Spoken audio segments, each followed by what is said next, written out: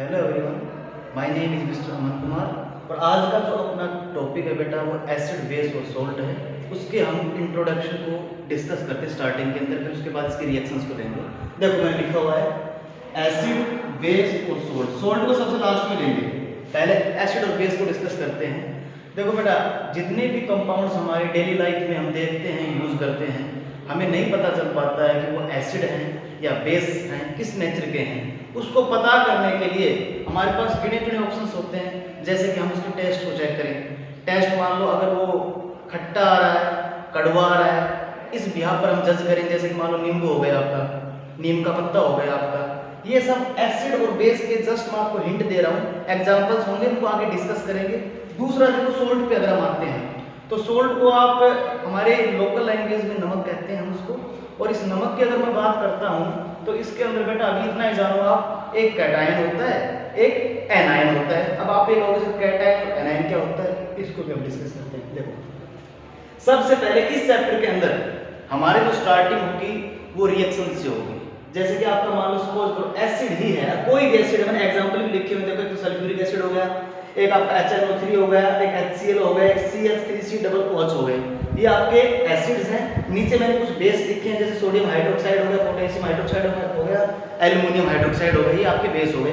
ये अभी शायद आपको समझ में नहीं आएंगे, इनको मैं रिएक्शन के थ्रू आपको बाद में बताऊंगा। अभी मैं लेता हूँ सबसे पहले एसिड की रिएक्शन, बेस की रिएक्शन, और उसके बाद फिर सोल्ट को कैटायन और एनायन के टर्म में डिस्कस करेंगे। तो इसको आगे बढ़ाने से पहले एक बात आप क्लियर कीजिए। देखिए यहाँ पर किसी भी एसिड को मेटल से आप रिएक्ट कराते हैं तो जस्ट एक कॉमन सी रिएक्शन तो ये बनेगी, भाई एसिड प्लस मेटल मिलकर क्या प्रोडक्ट देंगे, वो आपको पता है। नहीं पता तो आपको बता देता हूँ, एसिड प्लस मेटल मिलकर आपको सोल्ट प्लस हाइड्रोजन गैस देंगे। तो अगर मान लो क्वेश्चन पुट होता है तो एग्जामिनर आपसे ये भी पूछ सकता है कि मान लो यहाँ पर जैसे इसने सिर्फ एसिड वर्ड यूज किया, जस्ट एसिड और जस्ट मेटल, यहाँ पर एसिड की जगह वो कोई स्पेसिफाइड एसिड भी बोल सकता है। जैसे कि सिंपल सा आपका सल्फ्यूरिक एसिड बोल दे, आपका HCl बोल दे। तो यहाँ पर आपका मेटल और एसिड अगर वो कोई स्पेसिफाई बोलता है तो उसमें भी एक बात तो आप बिल्कुल ध्यान रखना। मान लो उसने हाइड्रोक्लोरिक एसिड बोल दिया है तो ये बात बिल्कुल ध्यान रखना, H2 गैस तो लिबरेट होगी ही होगी। हाइड्रोजन गैस जब भी आपका एसिड प्लस मेटल दोनों की रिएक्शन होगी तो हाइड्रोजन गैस तो लिबरेट होगी ही होगी। ये बात बिल्कुल दिमाग में क्लियर कर लो। अब इसके बाद ये आती है कि सर ठीक है, आपने टेस्ट के हिसाब से तो बता दिया है, अगर हमें इंडिकेटर्स के बिहाफ पर पता करना हो कि भाई ये कंपाउंड आपका एसिडिक है, ये कंपाउंड आपका बेसिक है, तो उसमें देखो बेटा आपके दो टाइप के जनरल इंडिकेटर्स हम यूज करते हैं। सबसे पहले तो बात ये आती है कि सर इंडिकेटर होते ही क्या है। बेटा ये हमें बताते हैं कि कोई भी कंपाउंड एसिडिक है या बेसिक। अब बात ये आती है सर कैसे बताएंगे। जब भी हम इंडिकेटर के कांटेक्ट में किसी भी कंपाउंड को लेके आएंगे तो फिर हमें इंडिकेटर बताएगा कि ये कंपाउंड आपका एसिडिक था या बेसिक, कैसे उसका कलर चेंज हो जाएगा, उसके बिहाफ पर हम जज करेंगे। अब बात ये आती है सर इंडिकेटर कितने टाइप के होते हैं। तो देखो बेसिकली मैंने दो टाइप के लिखे हैं, एक तो आपके नेचुरल होते हैं, दूसरे आपके सिंथेटिक होते हैं। नेचुरल और सिंथेटिक जनरली हम आपके इस सेक्टर में तो नेचुरल को डिस्कस करेंगे, जैसे हमने लिटमस पेपर को डिस्कस किया था, इसमें नेचुरल ही देंगे। इसके अलावा कई बार ये भी पूछ लिया जाता है ऑल्फैक्टरी इंडिकेटर्स। ऑल्फैक्टरी इंडिकेटर्स में क्वेश्चन भी कई बार बन जाता है, छोटा बनता है कि डिफाइन ऑल्फैक्टरी इंडिकेटर्स या what are the significance of olfactory indicators. तो ऑल्फैक्टरी इंडिकेटर्स का जब भी डिस्कशन आए तो आप एक बात बिल्कुल ध्यान रखना, इसका हमें कैसे पता चलेगा। देखो मैंने आपको लिखा भी हुआ था, चेंज द स्मेल। ये आपका जो भी कंपाउंड है, जो ऑल्फैक्टरी इंडिकेटर्स होता है, इसकी हेल्प से हम क्या पता करेंगे कि वो उसके स्मेल को चेंज कर देगा, जिसके बिहाफ पर हमें पता लगेगा कि जो गिवन कंपाउंड है आपका वो एसिडिक है या बेसिक है। इसी तरह से बेटा मैं सोल्ट पे आता हूँ। सोल्ट पर सोल्ट की जब भी बात आती है तो मैं यहाँ भी लिखा है कि जब भी आपका एसिड प्लस मेटल मिलेगा, एसिड प्लस मेटल मिलेगा, वो सोल्ट और H2 गैस देगा। अब बात ये आती रहती है सर सोल्ट होते क्या है, सोल्ट होते क्या है। मैं आपको ये बताता हूँ कैटायन और एनायन के टर्म में। देखो बेटा आयंस के अंदर आपको पता है इलेक्ट्रॉन्स का एक्सचेंज होता है आपस में। सपोज करो मैं यहाँ पर लिखता हूँ, आपका इधर ले लेता हूँ, मान मैंने लिख दिया H positive Cl negative, H positive Cl negative, ये टर्म में ले लिया। या मान लो सोडियम हाइड्रोक्साइड भी लेता हूं, मैंने मान लिख दिया Na पॉजिटिव OH नेगेटिव। जब बात पॉजिटिव और नेगेटिव आयन की आती है तो आपको ये बात बिल्कुल क्लियर कर लेना, समझ लेना है कि जैसे ही किसी भी आप कंपाउंड को पॉजिटिव और नेगेटिव कैटायन और एनायन में डिवाइड करोगे ना, तो जिस पर पॉजिटिव साइन होगा इसका मतलब क्या है कि वहां पर इलेक्ट्रॉन्स की नेगेटिव चार्ज की डेफिशिएंसी आ चुकी है। अगर एक न्यूट्रल कंपाउंड पर, एक न्यूट्रल एटम पर अगर आप नेगेटिव चार्ज को कम कर दोगे तो ऑब्वियस सी बात है वहां पर पॉजिटिव चार्ज ज्यादा हो जाएगा। सिमिलरली अगर मैं HCl नेगेटिव की बात करता हूं तो यहाँ पर नेगेटिव एक्सेस में आ चुका है, तो इसका मतलब यहाँ पर नेगेटिव एक्सेस में ज्यादा आ चुका है। पॉजिटिव की बात करता हूं वहां पर इलेक्ट्रॉन्स की डेफिशिएंसी हो सकती है। इस चक्कर में आप कैटायन और एनायन के टर्म में सोल्ट को डिवाइड करते हैं। कई बार क्वेश्चन इस टाइप का बनता है कि भाई बेसिक आप 3 से 4 एसिड या बेस बताइए, एग्जांपल दीजिए। तो देखो मैंने यहाँ पर लिख रखा है साइड में, देखिए आप H2SO4 HCl CH3COOH HNO3, ये आपको देखो याद ही करना पड़ेगा बच्चा। सिमिलरली अगर मैं बेस की बात करता हूँ तो देखो sodium hydroxide, potassium hydroxide, aluminium hydroxide मैंने बेस भी लिख रखे हैं यहाँ पर। इसके अलावा इंडिकेटर्स की मैंने बात की थी, तो इंडिकेटर में बिल्कुल क्लियर हो चुका था, नेचुरल प्लस सिंथेटिक। इसके अलावा अगर तीसरे टाइप के इंडिकेटर का डिस्कशन आता है तो वो आपका ऑल्फैक्टरी, जिसमें आपके स्मेल का डिस्कशन होगा। टोटल ओवरऑल ये है कि देखो एसिड बेस और सोल्ट के अगर मैं इंट्रोडक्शन की बात करता हूँ तो आपको सबसे पहले उसके टेस्ट के लिए, जैसे सोइन टेस्ट होता है या बीटरिंग टेस्ट होता है, जैसे आपने नीम का पत्ता भी देखा होगा, बीटर होता है शायद उसका टेस्ट। तो इस बिहार पर आप जस्ट एक प्राइमरी कंसिडरेशन ले सकते हैं कि एसिड है या बेस है। उसके बाद अगर आपको साइंटिफिकली देखना है, टेक्निकली आपको पता करना है कि एसिड है या बेस है, तो सीधा आपकी एंट्री हो जाएगी इंडिकेटर्स की। इंडिकेटर्स की एंट्री होती है, आपको पता है यहाँ पर नेचुरल और सिंथेटिक इंडिकेटर्स आ जाएंगे। ये हमें बताएंगे कि आपका जो भी गिवन कंपाउंड है वो एसिडिक है या बेसिक है। इसके अलावा लिटमस पेपर को भी आपको पता है, litmus paper blue to red, red to blue का कंसेप्ट के हिसाब से आप अनुमान लगा सकते हैं, पता कर सकते हैं कि एसिडिक और बेसिक इन नेचर है। इसके अलावा जस्ट कॉमन एग्जांपल है। हाँ, एक क्वेश्चन और है, हाइड्रोजन गैस लिबरेट होती हो, निकलती हो, कोई एक ऐसी आप रिएक्शन बताइए। इस टाइप के क्वेश्चन भी आए हुए हैं, तो वहां पर आपको जस्ट सिंपल एक जो डिफॉल्ट रिएक्शन है किसकी, एसिड प्लस मेटल की, तो उसमें आप लिख सकते हो acid plus metal gives you the products क्या, सोल्ट प्लस हाइड्रोजन गैस। इसके अलावा देखो बात अगर हम और आगे इसकी करते हैं तो आपके जो एसिड बेस के साथ साथ में देखो एसिड प्लस मेटल है, यहाँ पर आपकी रिएक्शन एसिड प्लस बेस की भी हो जाएगी। यहाँ पर आपकी रिएक्शन आगे जो हम डिस्कस करने वाले हैं एसिड प्लस मेटल ऑक्साइड हो जाएगी, एसिड प्लस सोडियम हाइड्रोक्साइड की हो जाएगी। इसी के अंदर हम एसिड बेस के बारे में डिस्कस करते चलेंगे। इसके साथ देखो मैं आपको थोड़ा सा और बताता हूं, अगर कोई भी सॉल्यूशन आपका एसिडिक है या बेसिक है, इसको आप पीएच स्केल की हेल्प से पता कर सकते हैं। किसकी हेल्प से, मैं यहां लिखता हूं, देखो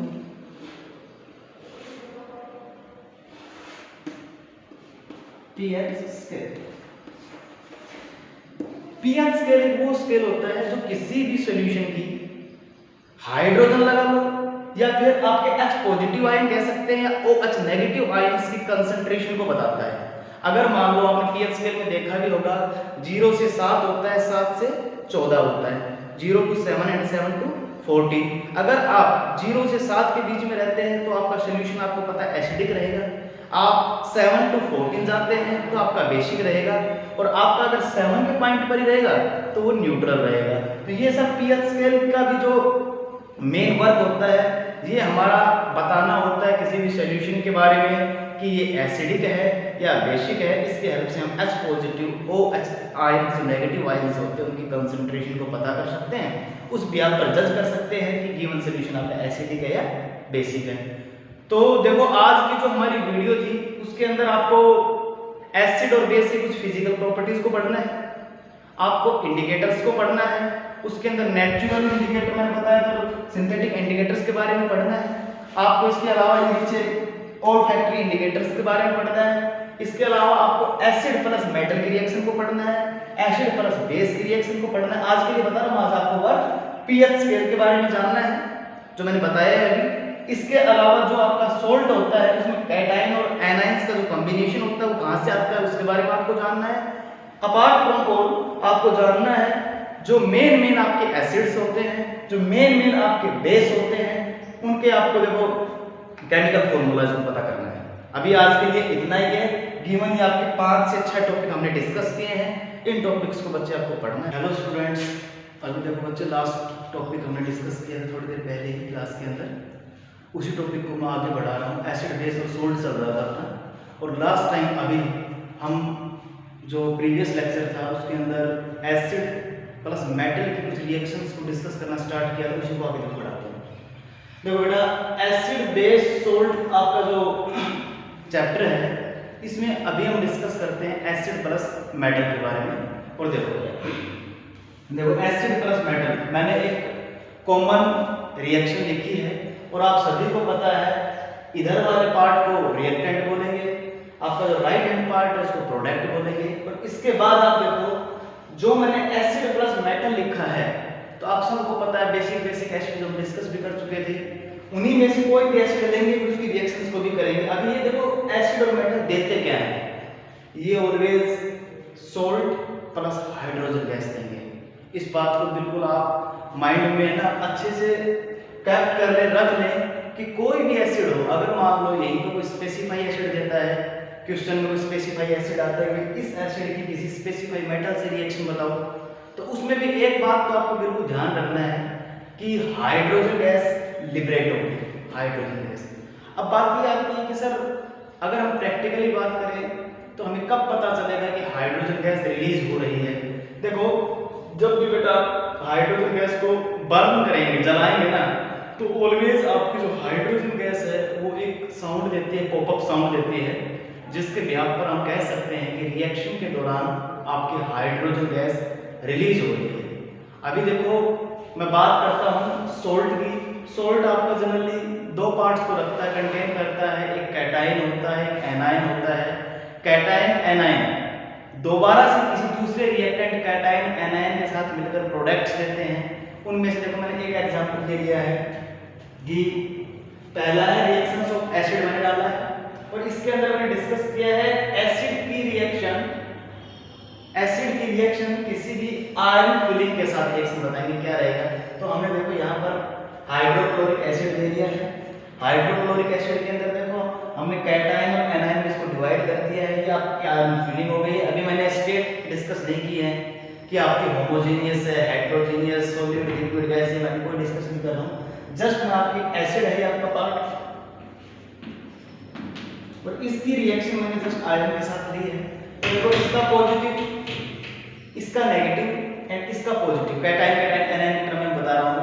तो देखो ये जो आपका Fe पॉजिटिव है ये Cl नेगेटिव के साथ अटैच होगा, और आपका FeCl2 आयन दे देगा, FeCl2 फेरिक्लोराइड दे देगा, जो आपका क्या है एक सोल्ट है। इसी तरह आप आ जाओ, बच क्या गया आपका जस्ट इधर H2, तो मैंने यहाँ पर लिख दिया है H2, जो आपकी H2 गैस है वो अब यहाँ से क्या हो जाएगी, रिलीज हो जाएगी। कहने का मतलब क्या है, रिएक्शन के दौरान हमने क्या देखा, एसिड प्लस मेटल का रिएक्ट कर लिया, हमने तक लिया है एसिड प्लस मेटल, और इसने दे दिया हमारे पास Fe पॉजिटिव और Cl नेगेटिव। दो पार्ट हो गए ना, कैटाइन और एनाइन, आपका सोल्ट आ चुका है और हाइड्रोजन गैस यहाँ से रिलीज हो गई है। सेम मैं फिर कह रहा हूँ, अगर हाइड्रोजन गैस को प्रैक्टिकली पता करना है तो जैसे ही आप इसको बर्न करेंगे ये आपकी पॉप साउंड देगी। इसी तरह जो मैंने दूसरा लिया है आपका एल्यूमिनियम पाउडर। अब आपका एसिड है वो हम एल्यूमिनियम पाउडर से रिएक्ट कराते हैं, तो देखो कहाँ करवाया है मैंने, ये ले लो, मैंने आपका एसिड ले लिया, यहाँ पर H2SO4 ले लिया है, सल्फ्यूरिक एसिड ले लिया है, और ये मैंने P प्रोडक्ट के क्रम में लिखा है, इसको आप इधर रिएक्टेंट मानो, प्रोडक्ट इधर आएगा। तो आपका सल्फ्यूरिक एसिड जैसे मैंने एल्यूमिनियम पाउडर से रिएक्ट करवाया, तो फिर सिमिलरली आपका सोल्ट एंड H2 गैस यहाँ पर ये फिर रिलीज हो गई। कहने का मतलब क्या है, हमारे इस टॉपिक के अंदर जो मैंने लिखा है कि रिएक्शंस लिखी किसके साथ में, एसिड की, किसके साथ में, विद मेटल्स लिखा है। तो हमें ये बात बिल्कुल क्लियर कर लेनी है कि यहाँ पर हमारे सोल्ट की फॉर्मेशन होने वाली है, और इसके साथ में हमें मिलेगा क्या, हाइड्रोजन गैस। इसके अलावा एसिड प्लस बेस की अगर बात करेंगे तो सोल्ट प्लस वाटर देगी। बैलेंसिंग ऑफ रिएक्शन मैंने अभी नहीं दिया है इनको। अभी आपकी जो फर्स्ट प्रॉपर्टी है, इन दोनों रिएक्शंस को आपको देखना है। एसिड प्लस मेटल्स के साथ मैंने जो लिया है, एक तो आपके आयरन फिलिंग के लिए और एक एल्यूमिनियम पाउडर के लिए। ये है बेटा आपका बेसिक सा। अभी देखो प्रीवियस लेक्चर में हम डिस्कस कर रहे थे रिएक्शंस किसके साथ में, एसिड प्लस मेटल की। अभी आपके लिए भी मैं देखो दो छोटी छोटी रिएक्शंस देता हूँ, आपको बतानी है। देखो क्या है, एक तो मैंने ले लिया है H2SO4, दैट इज आपका सल्फ्यूरिक एसिड है। इसको मैंने बोला है कि जिंक के साथ रिएक्ट कराओ। तो आई थिंक अभी हमने लास्ट लेक्चर में डिस्कस किया था, आप बता सकते हो। चलो आप सोचो कि मैं तो लिख ही रहा हूँ। यहाँ पे देखो पॉजिटिव नेगेटिव टर्मिनल करवा दो रिएक्शन, क्या हो गया, ZnSO4 जिंक सल्फेट क्या है आपका, दैट इज आल्सो सोल्ट आ चुका है। इसके बाद हमें पहले से ही पता है, अगर एसिड प्लस मेटल की बात करें रिएक्शंस की, तो यहां पर कौन सी गैस लिबरेट होगी, that is the hydrogen gas liberate होगी। देखो बेसिक सॉल्यूशन यही बनेगा कि क्वेश्चन में ये भी पूछा जा सकता है कि name A reaction in which hydrogen gas is liberated, पहला क्वेश्चन ये बन जाएगा। दूसरा ये पूछ सकता है आपसे कि यहाँ पर हाइड्रोजन गैस जो आपकी लिबरेट हुई है, इसको आप कैसे टेस्ट करोगे कि भी हाइड्रोजन गैस लिबरेट हुई हो। तो आपको कुछ नहीं करना, जहाँ से गैस लिबरेट हो रही है वहाँ पर आप जैसे ही कोई लाइटर लेके जाएंगे या किसी भी टाइप की फायर लेके जाएंगे, तो मैंने आपको बताया था कि वहाँ पर जस्ट एक पॉप साउंड होगा। उस पॉप साउंड के भी यहाँ पर आप बता दोगे कि यहाँ पर क्या है, हाइड्रोजन गैस रिलीज हो रही है। इसी तरह देखो एक सेकंड इक्वेशन हमने लिखी है, वो आपकी हाइड्रोक्लोरिक एसिड प्लस Mg की है। तो आप सबको पता होना चाहिए क्या होगा, हाइड्रोजन गैस तो अलग से लिख दो, वो तो आनी है। साथ में आप आ जाओ H पॉजिटिव Cl नेगेटिव, क्या बनेगा Mg पॉजिटिव, एंड ये मिलेंगे दोनों MgCl2 प्लस हाइड्रोजन। सिंपल सी है, बेसिक सी है, ज्यादा भी नहीं कर सकते तो कम से कम बच्चे 8 से 10 रिएक्शन तो जरूर याद रखो जिनमें आपके हाइड्रोजन गैस लिबरेट होती होगी।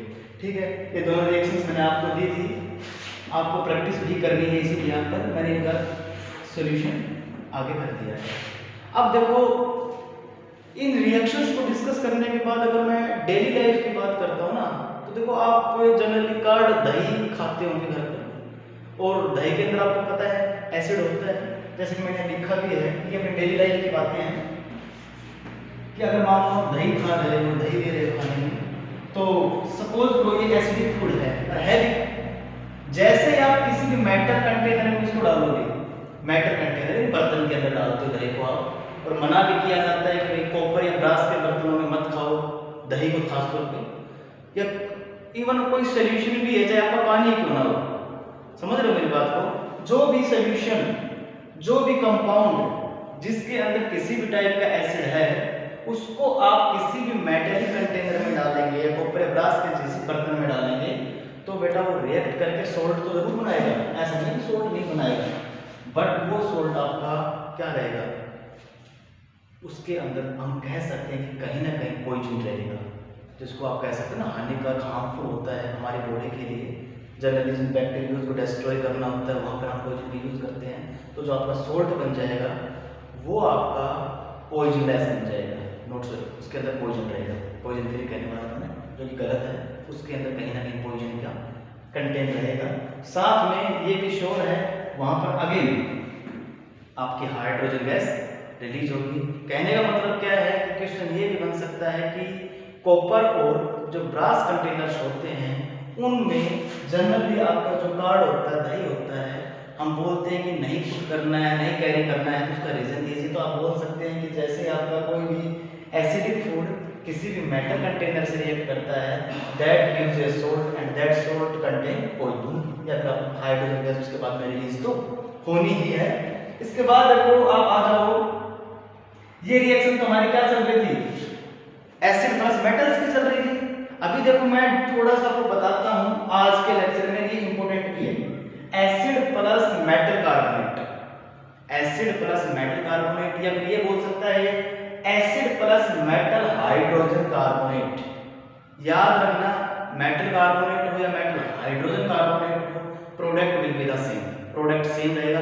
और देखो बच्चे, प्रोडक्ट को याद करने का देखो थोड़ा सा तरीका ये भी है कि आप है ना सीधा ये याद रख लो भाई, कार्बन डाइऑक्साइड लगा लो, H2O लगा लो, सोल्ट लगा लो, किस रिएक्शन में रिलीज होते हैं।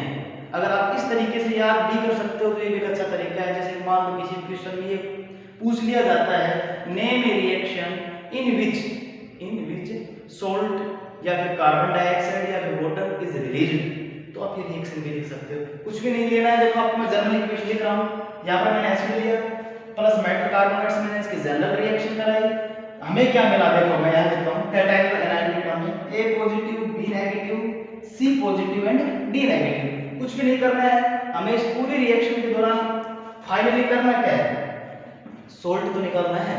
सोल्ट के लिए ट्राई करिए, कुछ भी नहीं करना है। अब आ जाओ, देखो इसके अंदर C पॉजिटिव है और B नेगेटिव है, नहीं समझ रहे ये दोनों आपस में कंबाइन होंगे, C positive and B negative, और जो C पॉजिटिव और B नेगेटिव जो भी आपका पार्ट रहेगा दैट इज द सोल्ट। नहीं समझे बात, बिल्कुल सिंपल सा है। एसिड प्लस मेटल डिस्कस किया, अब मैं डिस्कस कर रहा हूं एसिड प्लस मेटल कार्बोनेट या मेटल हाइड्रोजन कार्बोनेट। इसमें कुछ भी नहीं करना है, जस्ट आपको सिर्फ इतना याद रखना है, जब भी कोई आपकी एसिड होगा वो मेटल कार्बोनेट या फिर मेटल हाइड्रोजन कार्बोनेट से रिएक्शन करेगा, प्रोडक्ट विल ऑलवेज सेम, और वो आपका आ जाएगा salt carbon dioxide plus water. तो बेटा देखो आज का तो आपके लिए दो इक्वेशंस हो गई हैं, ये आपको करके देखनी है।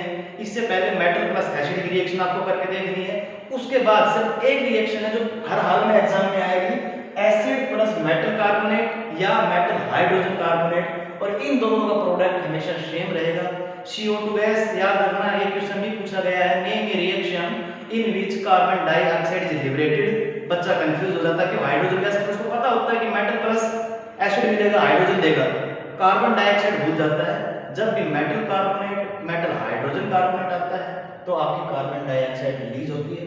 इसकी आगे की रिएक्शंस बच्चे कल करते हैं। आज के लिए इतना ही, थैंक यू।